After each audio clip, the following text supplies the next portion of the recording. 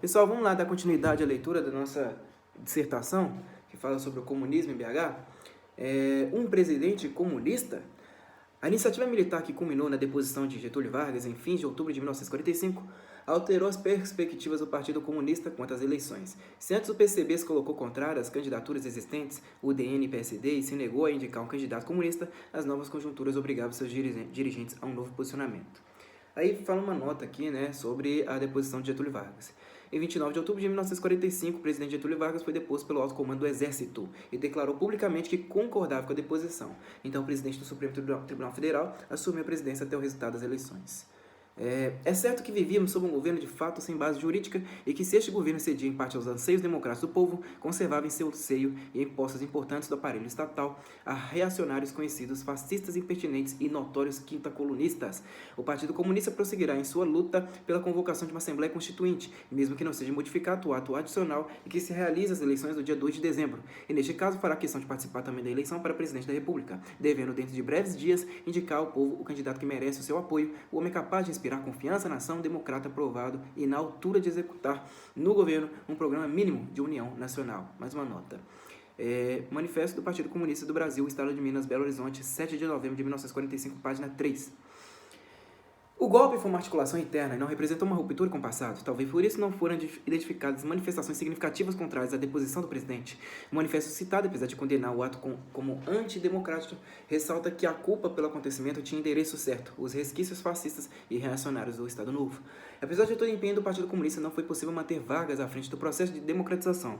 Preocupados com os possíveis prejuízos às conquistas democráticas e com a sobrevivência legal do PCB, principalmente diante da prisão de alguns integrantes, todos os esforços dos militantes foram concentrados na condução da campanha eleitoral. Iedo Fiuza foi o candidato escolhido pelo partido para disputar as eleições presidenciais. Apesar das constantes críticas relativas à pouca expressão política do candidato, podemos dizer que o nome escolhido enquadrava-se na proposta política do partido. O discurso de ordem e tranquilidade pregado pelos militantes precisava de um representante que não tivesse relações com o passado revolucionário do PCB. O novo Partido Comunista, interessado na manutenção da ordem para garantir o exercício da democracia, encontrava no engenheiro civil desconhecido a possibilidade de atingir adeptos entre não comunistas. Registrado pelo partido, não é, no entanto, um candidato do Partido Comunista, nem muito menos um comunista, mas um candidato de união nacional, sem distinção de classes sociais, de ideologias políticas, credos religiosos e pontos de vista filosóficos. Manifesto do PCB, a nação apresentando o candidato da União Nacional. Estado de Minas, Belo Horizonte, 25 de novembro de 1945, página 7. Porém, a imprensa seria implacável vincular o candidato, que era gaúcho, ao ciclo de amizades de Vargas, e informar que na biografia do candidato não se aponta nenhum ato, nenhum gesto, nenhuma atitude que justifique a apresentação de seu nome pelo partido que se diz democrático e defensor dos trabalhadores. O PCB lançou a candidatura do senhor Iedo Fiuza, Estado de Minas, Belo Horizonte, 17 de novembro de 1945, página 4. Em que isso pese, a campanha política de Iedo Fiuza enfatizava outros aspectos. Engenheiro, grande administrador e verdadeiro democrata, está arrebatando as massas populares de todas as principais cidades brasileiras por onde está passando em sua campanha eleitoral relâmpago. Minas aclamará segunda-feira Iedo Fiuza, o candidato do povo. Estado de Minas, Belo Horizonte, 23 de novembro de 1945, página 3. Em que isso pese... vamos pular aqui. A relação direta entre o número de participantes nos diversos comícios realizados, que em alguns casos chegava a 300 mil, e o tempo exíguo para a mobilização dos eleitores era constantemente aventada para demonstrar o sucesso do Partido Comunista na empreitada eleitoral. Um dos maiores comícios já realizados em Belo Horizonte, uma das maiores demonstrações políticas da história em Minas Gerais. Eis algumas das descrições da imprensa local a respeito da multidão de cerca de 70 mil pessoas que se comprimiam na Praça Rui Barbosa. 70 mil ali é gente pra caramba, né? Para se ter uma ideia do significado dessa aglomeração, imaginemos o estádio do Mineirão em dia de jogo concorrido, comparativamente o mesmo público assistindo a um comício.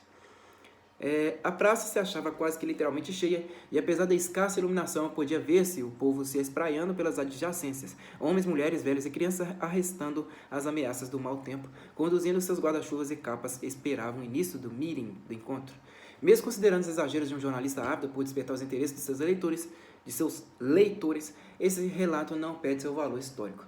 Falariam aos mineiros naquela noite os candidatos à presidência e ao Senado pelo Partido Comunista, respectivamente, Iedo Fiuza e Luiz Carlos Prestes, além de políticos locais. Dois aspectos desse evento são intrigantes: o que teria levado tamanha multidão à praça em tempo de chuva e como teriam permitido a realização do comício na data escolhida. Sem dúvida, a presença de Luiz Carlos Prestes concorreu para o sucesso do evento. O fascínio provocado pelo Cavaleiro da Esperança muito colaborou à reunião de muitos ali presentes. Como a própria matéria jornalística sobre o evento nos informa, o líder do povo falou de improviso, mas foi suficiente para apresentar o candidato do partido, emocionar o público e arrancar aplausos da plateia. Não há como desconsiderar o valor do culto à personalidade de Luiz Carlos Prestes, porém esse evento deve ser assentado no contexto de euforia democrática. A instalação de um comício comunista numa praça da capital mineira, e ainda mais com o público estimado, só pode se realizar em função da legalidade do PCB. De acordo com a estimativa do jornal, aproximadamente 30% da população teria comparecido ao comício na Praça da Estação.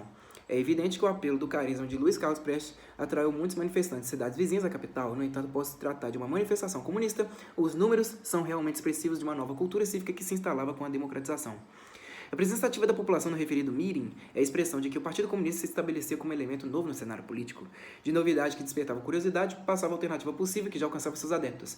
Como vimos anteriormente, se dependesse da reação católica, a penetração comunista no território mineiro não seria pacífica, tendo de enfrentar a evocação, a tradição e aos santos e mártires. Entretanto, por mais forte e significativo que tenha sido aos rumos do comunismo em Minas Gerais, o conservadorismo católico não impediu que o partido viesse às ruas e livremente anunciasse seus propósitos.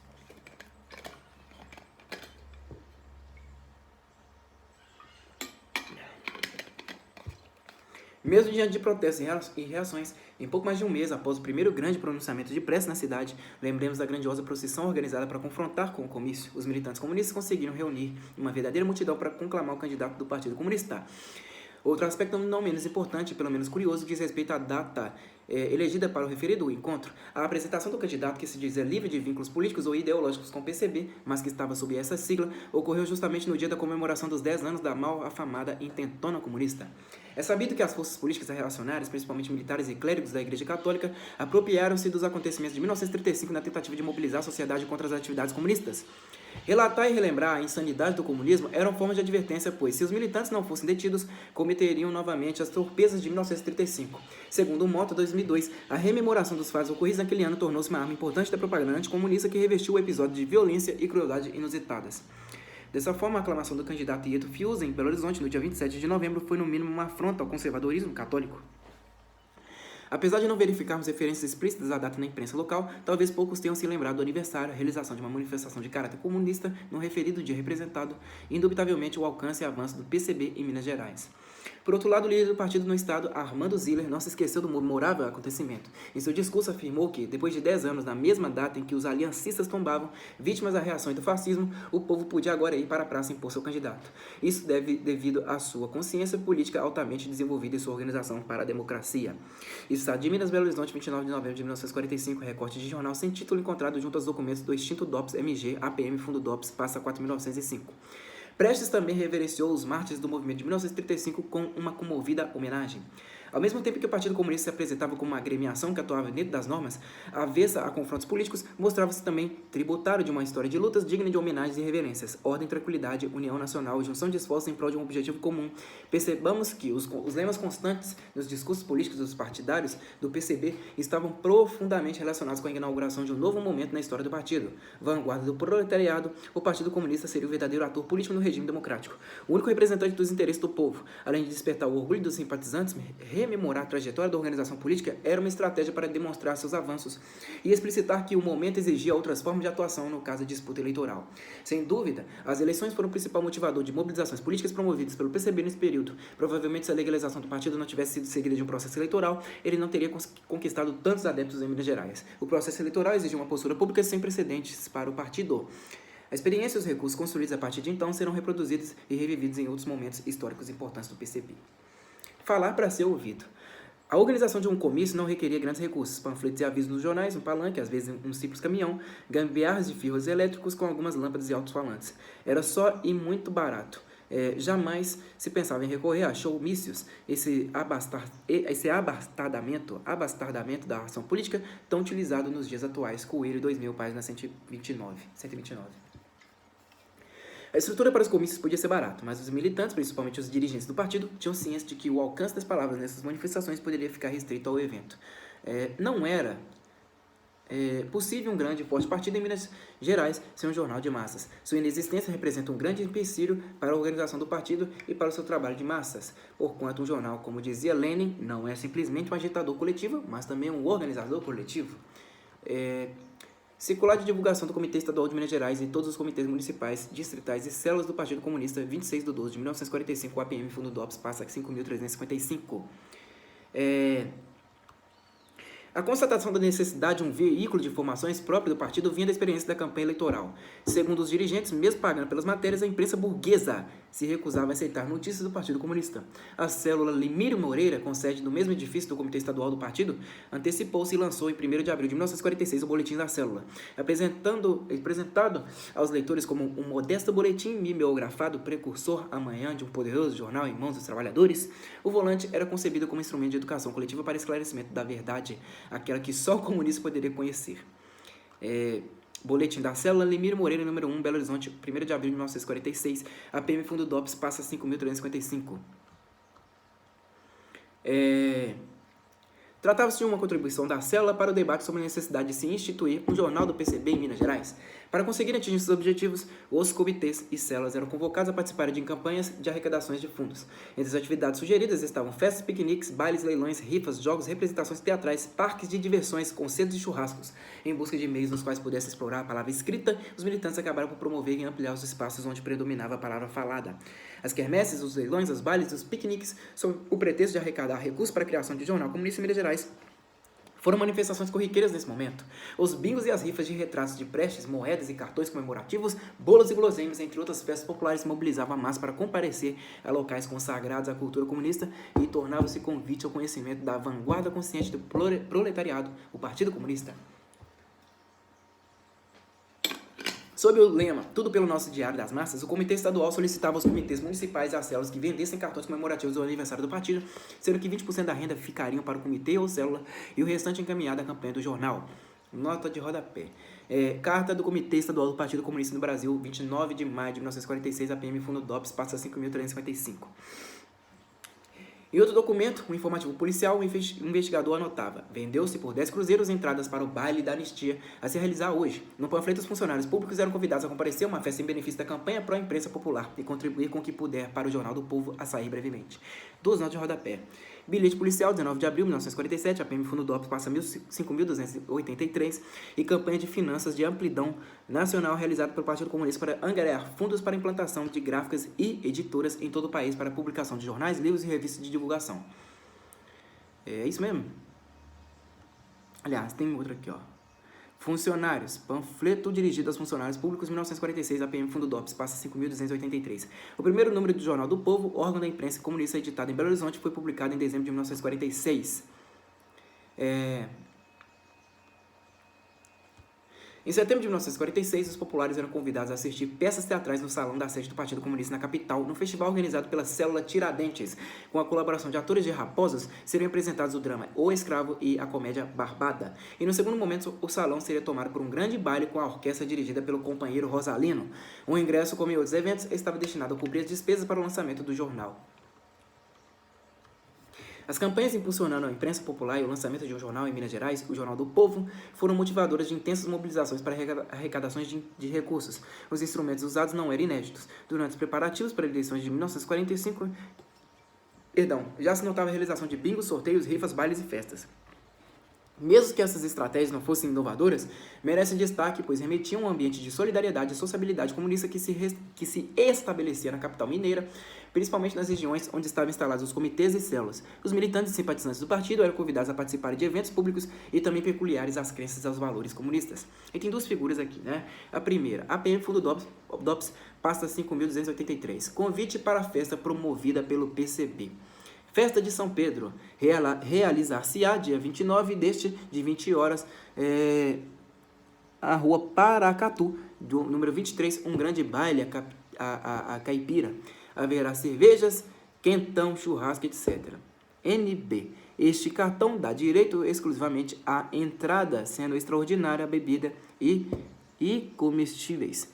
A comissão organizadora, 24 de junho de 1946. Aí dá a segunda figura aqui, ação entre amigos, valor aí de 2 cruzeiros, número 294. Sorteio pelos 3 últimos algarismos do primeiro prêmio da Loteria Federal de 31/7/1946.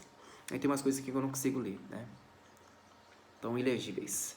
O lugar da luta revolucionária, sem dúvida, o partido também era o lugar da festa, do lazer, da recreação, das amizades, dos amores, das sociabilidades, e onde circulavam valores simbólicos e interesses comuns. O partido, como outras instituições sociais, oferecia ao adepto a segurança de pertencer a um grupo, a uma comunidade, a uma coletividade no qual se identificava e se sentia como um igual. Ferreira, 2002, página 42. O sorteio de um quadro de prestes à venda de selos e cartões comemorativos do partido e até a destinação dos recursos arrecadados davam um colorido especial a eventos que pareciam muitas vezes desprovidos de qualquer caráter político. Essas festas, reuniões, dançantes, piqueniques e churrascos estabeleciam um momento de vivência coletiva sem precedentes na história do partido e tornavam-se, por isso, fundamentais à promoção e ampliação dos quadros partidários. Entretanto, o Partido Comunista não teria apenas dias de glória. Na tentativa de conquistar novos adeptos e divulgar a cultura comunista, os militantes enfrentaram muitos percalços em Belo Horizonte. Um exemplo, em janeiro de 1945, no comício de bairro realizado no bairro Cachoeirinha, não é na Cachoeirinha, no bairro Cachoeirinha. Em comemoração ao aniversário de Luiz Carlos Prestes, os militantes foram recebidos a pedradas e só conseguiram sair do local com a ajuda de escolta policial. No outro evento de propaganda política realizado durante a campanha para as eleições estaduais na localidade denominada Renascença, a caminhonete usada pelos manifestantes teve os cartazes arrancados, os oradores falaram sobre vaias, saíram com os alto-falantes danificados, receberam pedradas e o palanque improvisado foi quebrado. Esses fracassos estavam associados ao cumprimento de tarefas estipuladas pelo Comando Central, muitas vezes alheio a especificidades locais das vilas e bairros da cidade. Afinal, nem sempre o discurso comunista era comungado por todos. Poderíamos imaginar que o PCB, portanto, não encontraria adeptos nos bairros indicados acima, porém foram nesses bairros e em suas vizinhanças que se instalaram células do partido, como a Espartaco, a José do Patrocínio e a Capitão Geraldino, indício de que, apesar de alguns fracassos, o PCB se fazia ouvir. O partido conseguiu, numa curtíssima campanha, atingir cerca de 10% dos votos válidos e eleger 14 deputados e um senador, Luiz Carlos Prestes, nas eleições de 1945. Esses resultados fizeram com que o partido se tornasse a quarta força política do país, ameaçando os interesses políticos da elite. Os avanços políticos do Partido Comunista e a liberdade democrática começavam a provocar certa indisposição entre as forças conservadoras. Mesmo legalmente estabelecido, o Partido Comunista enfrentaria a repressão policial em suas atividades. Em circular aos delegados, a chefia da polícia esclarecia que a propaganda do Partido Comunista deverá cingir-se estritamente aos objetivos constantes do seu programa registrado no Tribunal Eleitoral. Deverão, pois, serem reprimidas quaisquer manifestações que visem fomentar a luta de classes, as greves, as agitações e a perturbação de relações internacionais. A liberdade de crítica ou de reunião fica assim condicionada no interesse da ordem pública. Recomendo-vos tomar as necessárias providências na zona de vossa competência policial a fim de evitar abusos já verificados em reuniões promovidas por membros do aludido partido político. Circulado à chefia de polícia, 15 de maio de 1946. A PM Fundo DOPS passa 5.283. Condicionar a liberdade de expressão aos interesses da ordem pública significava, em outros termos, transferir à polícia a capacidade de discernimento entre o abuso e o que seria o uso adequado da liberdade. Não tardou para que a polícia se manifestasse. A sede do partido passou a ser vigiada sem descanso. Em fins do mesmo mês, um policial informava que havia monitorado as atividades realizadas na sede comitê estadual do PCB e que os militantes ficaram no prédio até 2 horas da madrugada, tendo se dispersado após o referido horário. No documento arquivado pelo antigo DOPS, não se liam quaisquer outras informações, embora o relato do policial seja por si só suficiente para demonstrar que todos os passos dos dirigentes comunistas seriam acompanhados de perto e cerceados se preciso fossem. Bandeiras vermelhas ocupam as ruas e inauguram uma nova história: organizar o povo para defender a democracia. Um partido em busca das massas. Assim poderíamos definir a atuação política do Partido Comunista em seus anos de legalidade. O otimismo no aprofundamento democrático motivou e até estimulou a realização de manifestações públicas de simpatia e exaltação à cultura comunista.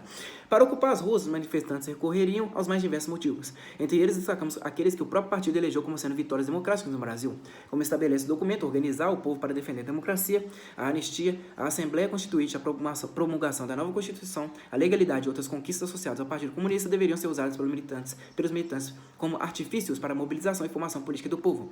O movimento a favor da anistia aos presos políticos foi a porta de entrada dos militantes comunistas para a cena pública em 1945. Como recorda o militante Marco Antônio Tavares Coelho, a campanha possibilitou a mobilização da opinião pública e principalmente de grupos sem relação política com o Partido Comunista em prol de um interesse comum, a anistia aos presos políticos. Não perdemos tempo, mas nos surpreendemos ao ver que de todos os lados apareciam pessoas dispostas a ajudar e a propor iniciativas para mobilizarmos a opinião pública em favor da anistia. Minha surpresa decorria do fato de, até então, eu estar preso à visão do trabalho clandestino, limitado e cauteloso, e de repente gente que nem conhecíamos, pessoas não afinadas conosco, abraçavam causas que propunhamos. Coelho 2000, página 74. Após as eleições, o PCB, com o intuito de firmar suas bases no cenário político, buscava relembrar o êxito da luta pela anistia. Segundo orientações dos dirigentes, uma vitória popular que deveria ser comemorada, acentuando ter sido o povo, com o nosso partido à frente, quem conquistou essa medida, forçando o ditador Vargas a dar mais um passo para a democracia. Carta do Comitê Estadual aos Comitês Municipais, abril de 1947, instruções, aliás, do Comitê Estadual do PCB aos Comitês Municipais a respeito das comemorações pelo segundo aniversário da anistia, APM Fundo DOPS, passa 5.355.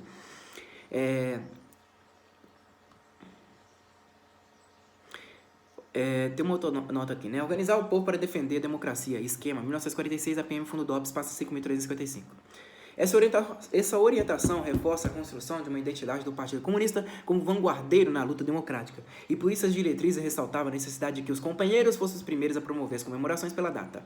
Além disso, era preciso dar às manifestações um cunho de unidade, convidando os partidos políticos para participar, bem como o governo, por intermédio da prefeitura municipal e autoridades locais, e um caráter acentuadamente popular por meio de festas, shows, etc. Mais uma nota. Idem, né? É só isso mesmo. Assim como a anistia, os trabalhos da Assembleia Constituinte e a própria Constituição promulgada em 1946 seriam reverenciados como passos decisivos na condução do povo brasileiro à democracia. A luta do PCB pela Constituição deveria ser uma bandeira e um motivador para a organização das massas. A influência de nosso partido vem aumentando gradativamente à medida que se vão esclarecendo camadas cada vez mais amplas do nosso povo, voltam-se confiantes para o nosso partido. Setores progressistas da burguesia vão compreendendo mais claramente também a justeza das soluções que propomos. Sem dúvida, não obstante nossa fraqueza, lutamos pela ordem. Durante a guerra contra o nazismo, lutamos pela FEB, pela anistia, pela Constituinte, pelas eleições, ao lado dos nossos irmãos dos outros estados. Mas se conseguimos mobilizar grandes massas nessas campanhas, não conseguimos organizá-las. Informa a resolução do Pleno do Comitê Estadual do Partido Comunista do Brasil, Minas Gerais, março de 1946, APM Fundo DOPS, passa 5.355. A partir da constatação do dirigente regional, podemos distinguir a dicotomia que acompanharia a ação política do partido na legalidade, a exaltação das lutas comunistas pela democracia e a perplexidade diante das dificuldades enfrentadas pelo partido na formação de quadros. O sucesso das lutas não podia ser esquecido, principalmente por ter sido o chamariz de boa parte dos membros iniciantes que se ingressaram no partido pós-1945.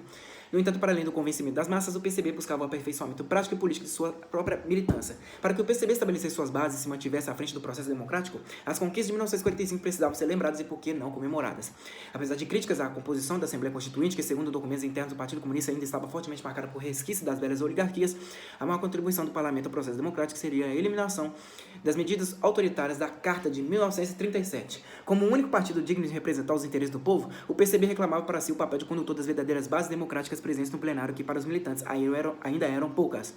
O povo viu que foram os deputados comunistas na Assembleia Constituinte os maiores defensores de seus interesses, aqueles que não recuaram um passo na defesa dos direitos dos trabalhadores, que lutaram pela distribuição de terras aos camponeses, pelo direito de voto aos soldados e analfabetos e contra as companhias estrangeiras que exploram o nosso povo. O povo viu tudo isso, amadureceu politicamente e hoje sabe o que fazer.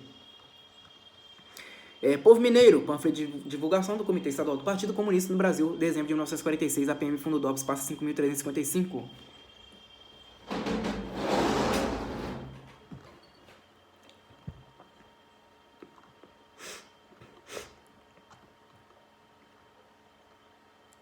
Mesmo que o Partido Comunista não tivesse exercício de fato esse papel de comando e liderança, sofrendo com uma correlação de forças desigual no parlamento, ele soube usar a tribuna para defender os interesses do povo e, em especial, os direitos e garantias dos trabalhadores. Foi tarefa difícil para os comunistas transitarem nos trabalhos constituintes. Não se tratava só daquilo que o PCB espousava como fundamental para a classe que queria representar e para seu projeto de sociedade. Era o dilema de transformar esses princípios em realidade concreta. Independentemente dos erros e acertos de linha política, se tratava de tentar viabilizar, ainda que de forma intermediária, suas propostas políticas, ou se não, pelo menos tentar obstar os avanços do retrocesso. Santana, 2001, página 53. Entenda-se que, por mais que o texto final contivesse matéria de teor divergente dos entendimentos comunistas, o partido foi, no calor das discussões parlamentares, um fiel promotor dos avanços democráticos. A nova Constituição era uma conquista para o Partido Comunista, mas também para toda a sociedade, e por isso, digna de manifestações de reconhecimento. Como os camaradas sabem, deve ser publicada dentro de alguns dias a nova Constituição do país. Para comemorarmos tão grande acontecimento, e é imprescindível que em cada localidade sejam realizados comícios, passeatas, manifestações em praça pública ou recinto fechado, com a participação de representantes de todas as correntes políticas, democráticas e de organizações sindicais e populares. Comissões amplas com representantes de cada partido político e outras entidades devem ser organizadas para imediatamente entrar em ação na organização dessa comemoração.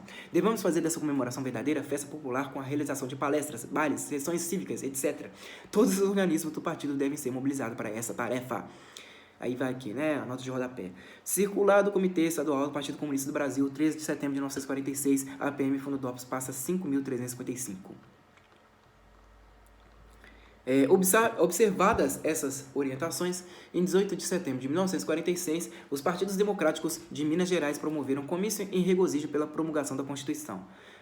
Nos panfletos produzidos para a divulgação do evento, assinavam as seguintes instituições: União Democrática Nacional, Partido Social Democrático, Partido Republicano, Esquerda Democrática, Partido Comunista do Brasil, Partido Trabalhista Brasileiro, Associação de Ex-Combatentes de Minas Gerais, e União Estadual de Estudantes e União Colegial de Minas Gerais. A promulgação da nova Carta Constitucional Brasileira representa a derrota definitiva dos provocadores interessados na morte da nossa democracia. Esse fato é motivo de grande júbilo popular, e para tanto convocamos o povo de Belo Horizonte para o comício monstro. Manifesto ao povo o panfleto de divulgação do comício de comemoração da promulgação da Constituição Brasileira de 1946. A APM Fundo DOPS passa 5.283. Vamos lá, continuar aqui, né? A manutenção das conquistas democráticas dependia essencialmente do conhecimento por parte da população de suas garantias e direitos reunidos na nova Carta Constitucional. Além de mobilizações para as comemorações populares, era imprescindível promover atividade de difusão e efetivo conhecimento do conteúdo da Constituição. Não por acaso o PCB tomou a iniciativa de imprimir uma edição especial da Constituição em milhares de folhetos que serão enviados a todos os comitês municipais. Mais uma nota. Carta do Comitê Estadual do Partido Comunista do Brasil, 19 de outubro, APM Fundo DOPS passa 5.355. Os comitês e células também foram orientados na promoção de círculos de leitura e debates relacionados à Constituição. A tentativa da popularização da Constituição visava a manutenção e a ampliação da participação política de trabalhadores e principalmente da população em geral. O conhecimento dos direitos previstos provocaria, assim, esperavam os militantes, a reivindicação por uma participação política mais efetiva da população. Seguindo essa perspectiva, o apelo estampado no panfleto do aludido comício em homenagem à promulgação da Constituição não poderia ser mais adequado. Cidadão, exerça o direito que lhe é facultado pela Constituição brasileira, compareça ao grande comício do dia 18. A Constituição assegurava os direitos do cidadão e garantia a liberdade de expressão, mas sua fundamental importância residia na restauração da democracia esquecida no período do Estado Novo. Ao associar a promulgação da Constituição a uma luta mais ampla em defesa da democracia, o partido buscava sustentar a própria legalidade. O PCB, defendendo a sua legalidade, colocava-se em defesa da Constituição. Como posteriormente indicado nessa pesquisa, o partido já sofria desde os primeiros meses de 1946 bombardeios de uma intensa campanha anticomunista. Assim, reverenciar a atuação política baseada no respeito à ordem e à tranquilidade e, o mais importante, legalmente permitida, era essencialmente para dar continuidade e impulsionar as ações do partido. Em maio de 1946, uma significativa mobilização tomou conta dos quadros partidários por ocasião da comemoração do primeiro aniversário da legalidade do PCB. Há um ano atrás, o nosso partido saía para a sua legalidade, após 23 anos da mais dura ilegalidade. Neste período de um ano apenas da existência legal, o nosso partido atingiu tal amplitude que, incontestavelmente, dirige e encaminha para a nova orientação à política nacional. Já agora tem o governo que atende os reclames do povo, pois este, sob orientação de teu partido, o PCB, vem elevando o seu nível político, se organizando ainda mais e influindo nos destinos da nação como uma força efetivamente política e de vanguarda. Por outro lado, dessa situação exposta em traços rápidos, nos mostra claramente qual é a garantia da existência legal de nosso partido, o povo organizado e consciente. Boletim interno do Comitê Municipal do Partido Comunista do Brasil, de Juiz de Fora, ano 11 de maio de 1946, APM Fundo DOPS passa 5.355. Dessa forma, a legitimidade de ação do partido deveria ser festejada justamente através de sua conquista, a ocupação do espaço público. O PCB buscava às massas a garantia de sua existência legal. Muitas manifestações se fizeram sentidas em toda a capital mineira. Para as comemorações foi organizada a Quinzena da Legalidade, que incluía a realização de comícios e festejos em vários bairros de Belo Horizonte e na região central. Nas comemorações da legalidade de nosso partido, devemos ter uma grande mobilização de massas numa série de comícios. Com esse fim, traçou o secretariado do Comitê Municipal de Belo Horizonte um plano de trabalho incluindo comícios centrais e de bairros. O plano é o seguinte: 1. Dia 9 haverá um ativo. Nos dias 11, 16 e 23 faremos comícios no centro da cidade, sendo que o do dia 16 contará com a presença do camarada Luiz Carlos Prestes e o do dia 23, que é de encerramento, com a de José Maria Crispim. Os comícios estão divididos em duas partes, assim as células realizarão comícios até o dia 15, dia 16 falará o camarada Prestes, dia 17 reunir-se-á o CM para dar um balanço crítico dos trabalhos realizados, e dia 18 haverá um ativo, ao qual devem comparecer todos os secretários da célula, e dia 19 recomeçam os comícios de bairro. 2. Os comícios de bairro serão promovidos pelas células e serão comícios de preparação, não contando com alto-falantes, e para eles serão impressos boletins ou volantes. O material para a propaganda dos comícios centrais será distribuído às células por intermédio da Comissão de Organização Municipal. As células devem fazer finanças de massas em todos os comícios, vendendo folhetos do partido, cartões de aniversário do PCB e etc. Funcionará uma comissão central pró-festejos comemorativos da legalidade do partido. As células deverão organizar subcomissões similares ligadas a essa comissão central, convidando para compô-la pessoas de prestígio no bairro, fazendo todos os esforços para trazer grande número de elementos de massa aos comícios centrais. Circular do Comitê Municipal do Partido Comunista no Brasil, maio de 1946, APM Fundo DOPS, passa 5.283. 5283. Os comícios de bairro movimentaram toda a cidade e tinham como objetivo demonstrar o sucesso do Partido Comunista nas lutas democráticas. Reviver a conquista pela liberdade de expressão era manter vivo o ânimo dos militantes recém-ingressos no partido, no PCB. Entre os dias 10 e 23 de maio, em 18 localidades diferentes da cidade, foram realizadas manifestações públicas de incentivo à legalidade do partido, sendo 3 delas na esquina da Sinuca. O camarada Prestes não esteve presente na manifestação realizada no dia 16, tendo participado apenas do comício de encerramento realizado no dia 25 de maio. Muitos eventos aconteceram simultaneamente. Na rua Carangola, no fim do bonde do bairro Santo Antônio, participava de um comício militante Marco Antônio Tavares Coelho, juntamente com outros 3 companheiros que, segundo informações de relatos policiais, teve uma assistência muito pequena. No mesmo dia, era promovido no bairro Barro Preto, na esquina da Avenida Augusto de Lima, com a rua Araguari, outro comício, no qual Orlando Bonfim Júnior fez ataques à Companhia Força e Luz de Minas Gerais, às companhias estrangeiras e ao capital colonizador, que, de acordo com o orador, era o responsável pela exploração do povo. Ver Coelho, Victor de Oliveira Pinto, Nova Lima, 1948. A Greve dos Mineiros e o Ardil Anticomunista, dissertação de mestrado em História, UFMG, Belo Horizonte, 2004, página 28. Eram constantes ataques às autoridades, em especial ao chefe de polícia do Estado e aos ministros do Trabalho e da Justiça, taxados como fascistas, para constituir um forte movimento de massas que anularia os golpes da reação. Entre as tarefas assumidas pelo partido no período que se seguiu às eleições de 1945, destacamos a campanha pela participação ativa das mulheres nas lutas políticas. Cabe também a nós, as mulheres, sabermos defender os interesses da nação, lutando dentro e fora do lar, contra a opressão, contra a carestia da vida, contra a inflação, ao lado de nossos companheiros, organizando-nos em comitês democráticos antifascistas ou outras organizações populares. É necessário nós, mulheres, unirmos todas ao lado dos nossos companheiros e companheiras de luta, para que no futuro os nossos filhos e nossos netos possam gozar de vida digna, gozar, enfim, do seu próprio lar, esse conseguido à custa de sacrifícios e de lutas tenebrosas. A mulher representa na sociedade atual um papel de grande importância, pois já foi quebrado o tabu que a fazia escrava do homem, sofrendo dupla exploração. Se ainda não suprimimos nossas deficiências, iremos agora lutar para isto. No lar, organizando uma família modelo. Fora do lar, também em organizações populares femininas para instruir o nosso povo na prática da mais ampla democracia. As mulheres eram agentes de uma luta privada, aquela restrita ao lar. Ao convocá-las à atuação política, juntamente com seus companheiros, o partido buscava penetrar os lares na família e, ao mesmo tempo, trazer ao espaço público questões peculiares aos problemas domésticos.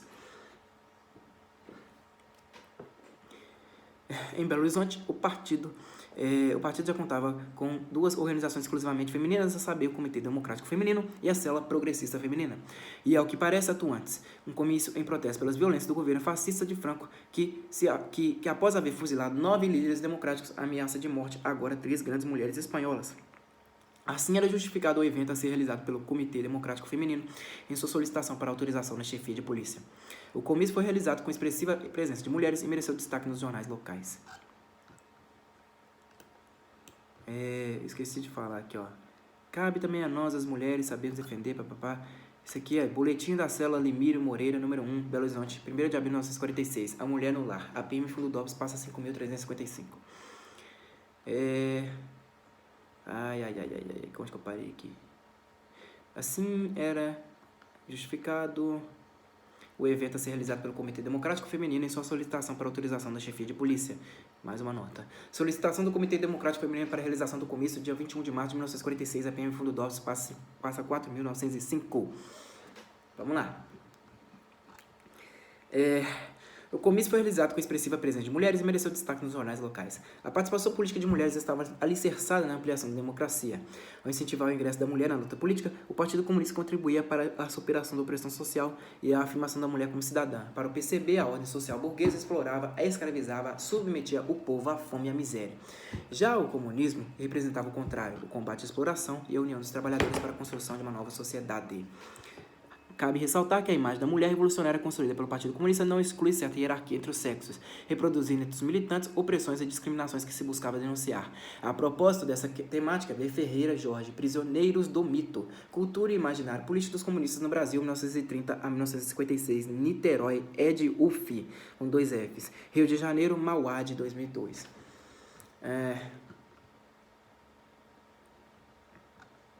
Novas eleições. Um novo processo eleitoral se principiava. Tratava-se das eleições para governadores e deputados estaduais. Mais uma nota. Trata-se do pleito programado para 19 de janeiro de 1947, quando seriam realizadas, primeiro, eleições para o terceiro senador em cada estado e distrito federal e de suplentes para os senadores eleitos em 1945. 2. Eleições de deputados federais para completar as bancadas estaduais cujo número de deputados federais fosse inferior ao decorrente da fórmula estabelecida pelo artigo 58 da Constituição de 1946 e um deputado federal nos territórios. 3. Eleição de governadores e deputados estaduais de todos os estados. Observamos que os deputados estaduais eleitos em 1947 tinham inicialmente função constituinte. E, finalmente, as eleições para prefeitos e vereadores foram realizadas em 23 de novembro de 1947. O Partido Comunista, com base na experiência da campanha anterior, realizada em tempo recorde, buscava estabelecer parâmetros e planejações com o propósito de garantir maior número de eleitores. Para isso, o Comitê Estadual recomenda o seguinte: a maior divulgação possível da lei eleitoral através de sabatinas, palestras, etc., nas sedes do partido, nos comitês democráticos, nos bairros, nas vilas, em casas residenciais, enfim, em quaisquer lugares. B.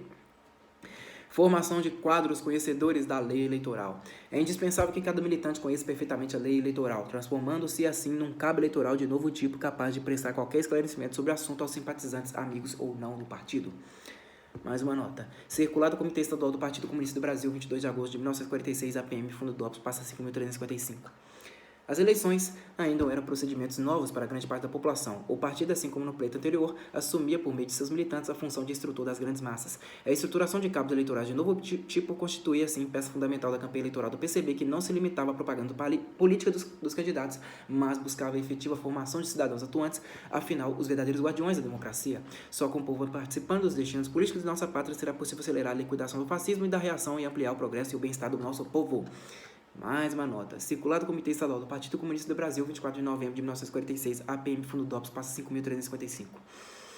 Havia todo um trabalho imenso a ser operado, principalmente devido à precariedade dos instrumentos eleitorais que abriam possibilidades para fraudes.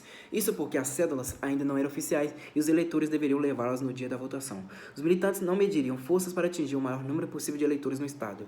O direito de escolher os representantes do povo estaria materializado no voto, e para exercê-lo era obrigatório que o eleitor se alistasse. O PCB, empenhado na conquista de eleitores, lançaria mão de campanhas educativas com a distribuição de panfletos e a realização de reuniões especiais para os operários das grandes companhias, manifestações de bairro, teatro e festas populares com o intuito de persuadir a população da convivência das eleições. As eleições de 19 de janeiro são decisivas, por isso todos nós devemos desenvolver o máximo de nosso esforço no sentido de alcançarmos com nossa ação organizada as mais vastas camadas de nossa população. O alistamento encerra dia 19. Cidadão, sua arma é o voto, e o alistamento, de acordo com a nova lei eleitoral, será encerrado na próxima terça-feira, dia 19. Faça-se eleitor. Não se alistar é crime passível de pena.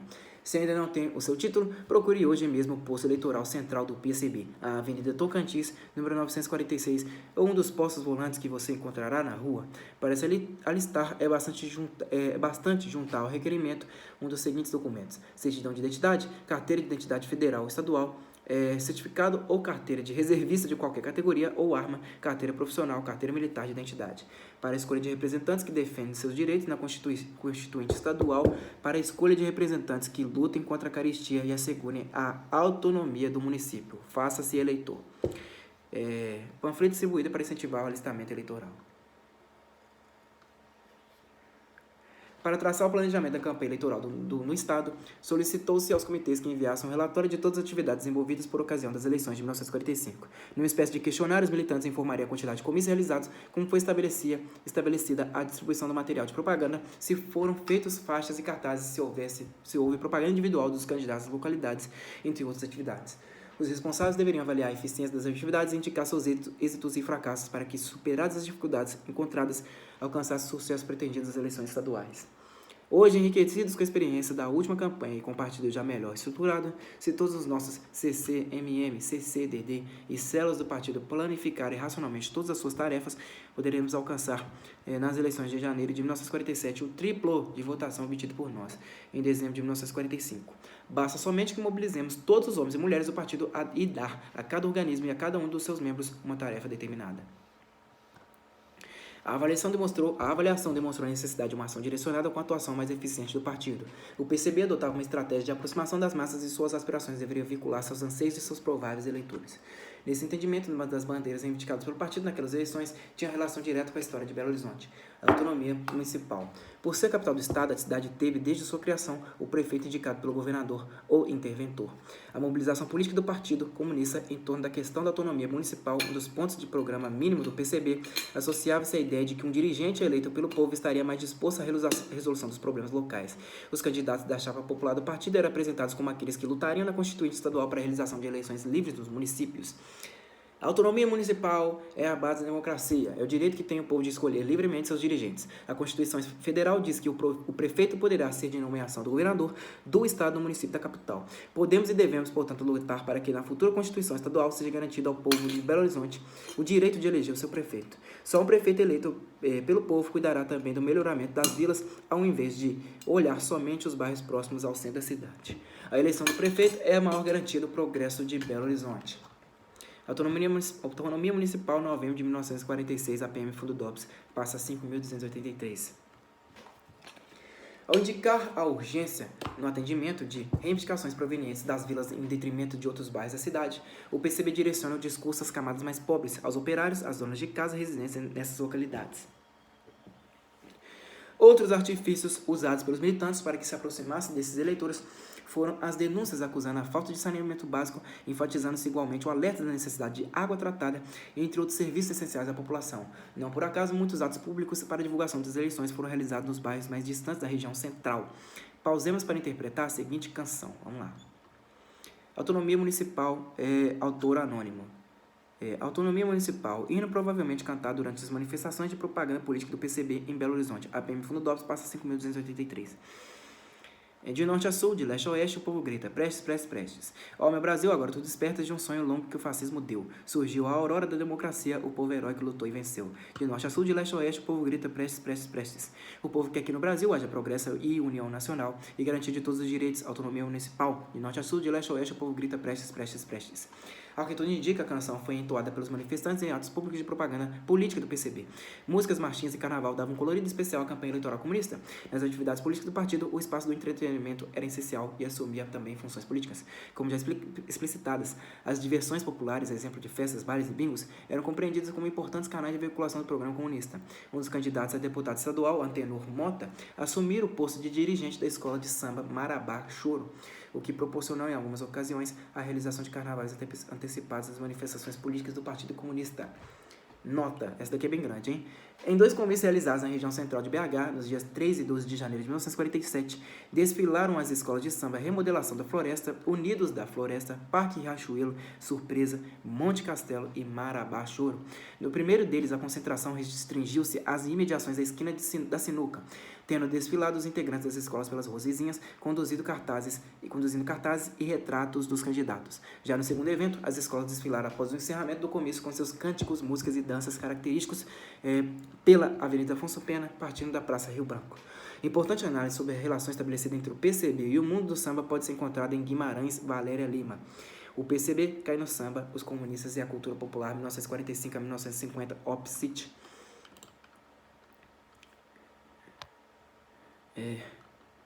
Tendo em vista o apelo popular dessas agremiações, sua presença nos comícios certamente atraía parcela significativa da população. O apelo popular das campanhas políticas do PCB provocava a reação anticomunista.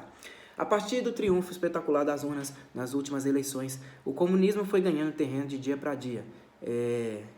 Hoje constitui ele uma séria ameaça para o país. Não lhe faltam copiosos recursos para a mais intensa propaganda, a qual se entrega de corpo e alma. Dão-se os comunistas a uma ativíssima propaganda. Moças elegantemente vestidas, tipos dignos da passionaria, acompanhadas de rapazes e homens igualmente trajados com apuro, muitos deles estrangeiros suspeitos invadem os ônibus e sem nenhum respeito às famílias se põem a cantar um samba de propaganda eleitoral. Enquanto esses desalmados se agitam no louco afã de entregar o Brasil a Stalin, nosso povo descrente e desanimado aguarda o desfecho dos acontecimentos. Os comunistas, porém, unidos levarão as massas às urnas para anarquizar, o país. Fanatismo comunista. Padre Arlindo Vieira, SJ, Estado de Minas, Belo Horizonte, 18 de janeiro de 1947, página 8. Outro ingrediente mobilizador bastante utilizado pelo partido, a imagem de Prestes. A invocação da imagem do líder comunista sempre esteve presente nas campanhas eleitorais e não seria diferente nessa. O próprio hino de campanha reproduzido acima diz muito pouco sobre a autonomia municipal a propósito do título da referida cantiga. Entretanto, as bandeiras políticas do partido são reconhecidas e explicitadas: democracia, união estadual, União Nacional, Constituição. E o nome de Prestes repetido reiteradas vezes, demonstração clara da tentativa de equacionar um desejo local, autonomia municipal, como resultado das lutas incentivadas pelo PCB. Lutas estas conduzidas por um líder carismático, para além de candidatos do partido, eram candidatos de Prestes. Mais uma vez, a campanha eleitoral trazia a Belo Horizonte o líder político para fomentar o embate político. Em dezembro de 1946, a camarada Prestes falou pela quarta vez ao povo mineiro na Praça Rui Barbosa. No discurso em que frisou as linhas defendidas pelo partido e empenhou-se em valorizar as ações da Assembleia Constituinte, o senador destacou a necessidade de redistribuição de terras, de melhores salários e de respeito aos direitos da mulher. Ele ressaltou o imprescindível combate à descabida opressão do povo brasileiro pelo capital internacional. O discurso de Luiz Carlos Prestes apresentava seus candidatos, aqueles nos quais o povo poderia confiar, pois o PCB era o único partido nacional e organizado, enquanto os outros só pensavam em posições de mando e em esbanjar o dinheiro dos cofres públicos. Relatório de investigações policiais relativo ao monitoramento do comício de Prestes, 13 de dezembro de 1946, a APM Fundo DOPS passa 5.283. O Comitê Estadual alerta a todo partido para os perigos que ameaçam a nossa democracia, mas ao mesmo tempo conclama todos os seus membros, todos os CC, MM, CC, DD, e células para que se lance na campanha eleitoral com vigor de que só os comunistas são capazes. Só com a mobilização de todo o nosso povo sob a ação organizada de nosso partido será possível segurar para os nossos candidatos o total de 100 mil votos, e com estes colocar na Assembleia Constituinte Estadual uma forte fração parlamentar capaz de melhor lutar pelo cumprimento da Constituição de 18 de setembro e pela feitura de uma Constituição Estadual que dê ao nosso povo uma vida melhor e mais feliz. Mais uma nota. Circular do Comitê Estadual do Partido Comunista do Brasil, 24 de novembro de 1946. A PM Fundo DOPS passa a 5.355. Ao se referir ao Partido Comunista como um único partido nacional organizado, o líder comunista fazia relação direta com a irrupção de dissidências dentro do PSD, a maior força política em Minas Gerais naquele momento. O constante estímulo do PCB para que seus militantes se lançassem na campanha eleitoral, a intensa mobilização popular que se fez naquele momento, ou mesmo o carisma de Prestes em visita à cidade, não foram suficientes para o partido atingir seus objetivos. Os 100 mil votos almejados ficaram distantes e na apuração das eleições o PCB conseguiu atingir apenas a tímida parcela de 19.989 votos. Mesmo assim, como já informamos em outro momento, elegeu um deputado. Numa primeira análise, o resultado alcançado pelo PCB pode parecer insatisfatório. No entanto, a eleição de Milton Campos, da UDN, com uma pequena margem de diferença em relação a outro candidato, já era um indício de que as forças políticas não se portavam da mesma maneira. Em decorrência disso, o fato inusitado ocorreu na Constituinte Mineira. Oposição e situação contavam com o mesmo número de deputados. Dessa forma, os pequenos partidos tornaram-se decisivos no cenário político e, pelo seu apoio, os demais se engalfinhavam. Armando Ziller, um único deputado eleito pelo PCB, relembrou certa apreensão e perplexidade diante daquelas circunstâncias. Nunca tinha me visto numa situação daquela, mas o sindicato já tinha me dado certo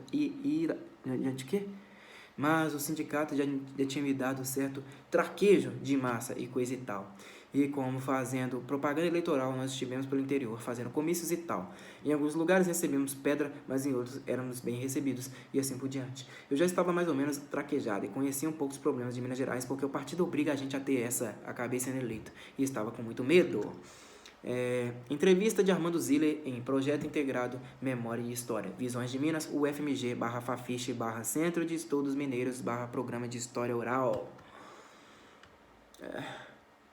Apesar do receio do deputado, sua atuação na Constituinte Estadual foi bastante significativa, sendo inclusive responsável pela apresentação de propostas inseridas na redação do texto final. Em poucas semanas, Armando Ziller passou a ser um deputado respeitado, em razão de sua cultura, capacidade de expor de forma convincente e bom senso. Afinal, não era bronco e raivoso, estando, portanto, bem distante da imagem do comunista que era apresentado no interior de Minas. Coelho, 2000, páginas 87 a 88. As eleições de janeiro de 1947 foram as últimas nas quais o Partido Comunista pôde participar como uma instituição legalmente constituída. Apesar do pequeno alcance do partido em Minas Gerais, ele conquistou relativo sucesso em outros estados, como São Paulo e Rio de Janeiro.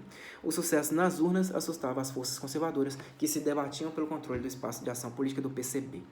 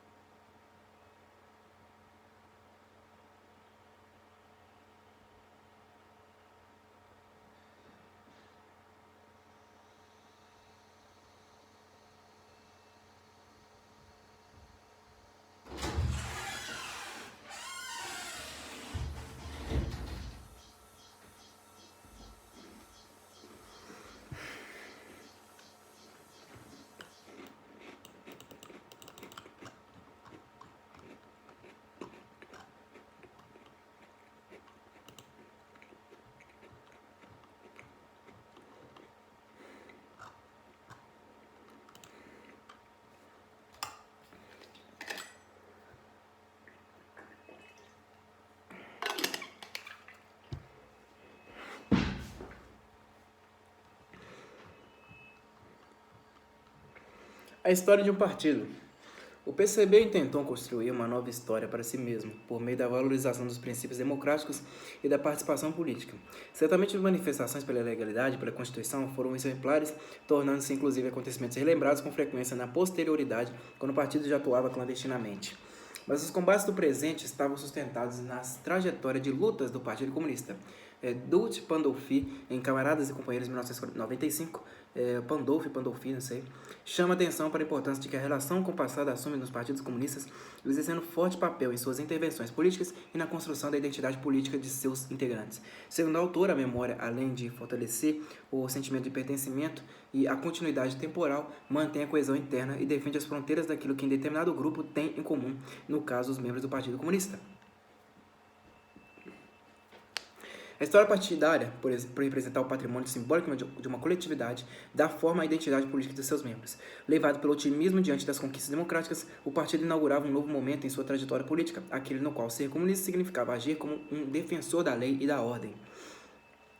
Para a legitimação dessa nova referência identitária, que divergia da ideia de revolucionário clandestino, era fundamental que se procedesse à reelaboração do passado da própria instituição. A estruturação de manifestações e atos públicos num determinado calendário de efemérides do comunismo, nacional ou intencional, é compreendida como a consagração da tradição comunista no novo contexto político. Pensemos. A memória política, ao ser invocada, não reconstitui o tempo passado, mas faz dele uma leitura banhada nas experiências objetivas e subjetivas daquele que lembra.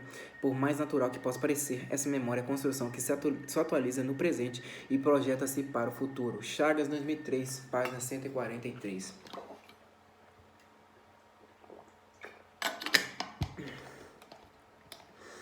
Aspectos dessa construção de uma nova história podem ser observados nas práticas de ocupação do espaço público belo-horizontino promovidas pelo PCB. De acordo com orientações do partido, eram promovidos atos públicos em homenagem a personagens ou a fatos de relevância relacionados à história do partido.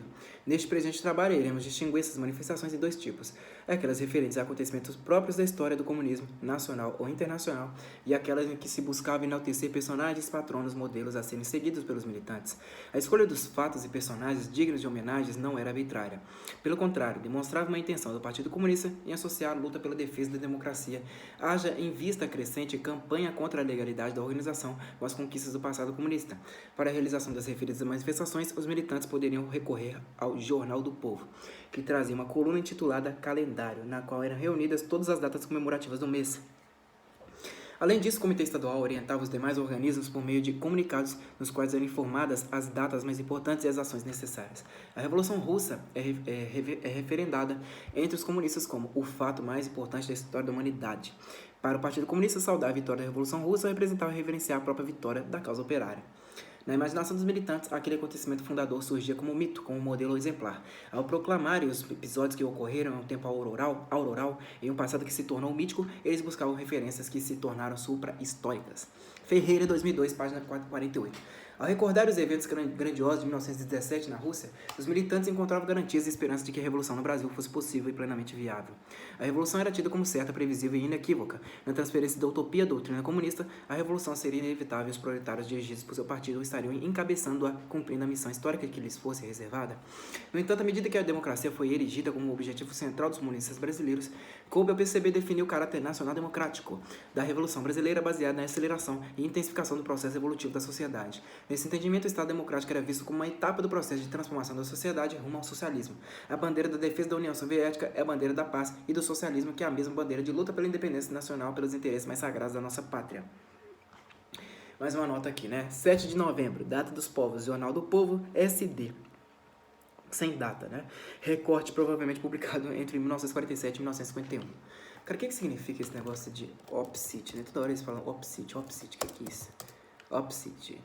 É comumente usado em nosso de rodapé para evitar a longa repetição de dados, referente-se à obra do mesmo autor, título, editora e ano de publicação. Beleza. Tem outra coisa que eu fico vendo aqui o tempo inteiro, significado IE. Tá. Ou seja, significa isto é. Tá. Por que não escreve isto é, né, gente? Vamos lá, né? Justamente por tal razão, era imperativo que se realizassem grandes festas de aniversário de tão importante acontecimento para o movimento comunista. Essas comemorações do período em que o partido esteve na legalidade foram revestidas, ou associadas a conquistas nacionais como a liberdade de expressão e as eleições livres. 1917 de novembro de 1946, quinta-feira. Entrega dos prêmios da campanha pró-imprensa popular. Instalação solene do posto eleitoral central. Festa comemorativa do 29º aniversário da Revolução do Operariado Russo. Todos é sede do PCB às 20 horas. A sede do PCB às 20 horas para assistirem a essa grande festa. Figura 12 aqui, né, no caso. A PM Fundo DOPS passa 5.283. Convite para as comemorações na sede do PCB. Se a Revolução Russa era a representação do socialismo possível, o Partido Comunista era o braço necessário para se alcançar a felicidade. Dessa forma, a instalação do partido em 1922 tornava-se o evento fundador da tradição comunista no Brasil. Por conseguinte, a inauguração do Comitê Estadual em Minas Gerais, 30 de junho de 1945, marcava o início da atuação legal do partido no Estado. Sem dúvida, esses foram eventos imbuídos de valor simbólico e representativos de grandes momentos da trajetória comunista e, mais que isso, de grandes conquistas. Em 25 de março de 1946, o Comitê Estadual comemorou o 24º aniversário do PCB. Fez realizar magníficas solenidades ao ensejo daquela data, encerrando naquele dia o pleno ampliado do PCB às 20 horas, na sede do partido, com a presença de elevado número de companheiros e simpatizantes. O camarada F. Gomes, em brilhante improviso, historiou a vida do nosso partido, terminando com cita aos presentes a lutarem com mais dinamismo pela causa do proletariado. Ao terminar a reunião, o Comitê de Sabará ofereceu ao CE um belíssimo bolo que foi posto em leilão em benefício do partido. Boletim da célula Limiro Moreira, número 1, Belo Horizonte, 1º de abril de 1946, a APM Fundo DOPS passa 5.355. Acho que eu vou parar por aqui, pessoal. Eu me cansei. Depois eu termino de ler esse artigo aqui, que é bem grande por sinal, né? Vou precisar de mais umas 2 ou 3 leituras. Mas é isso aí, eu espero que vocês tenham gostado da minha leitura até aqui. Muito obrigado a todos e até a próxima. Falou!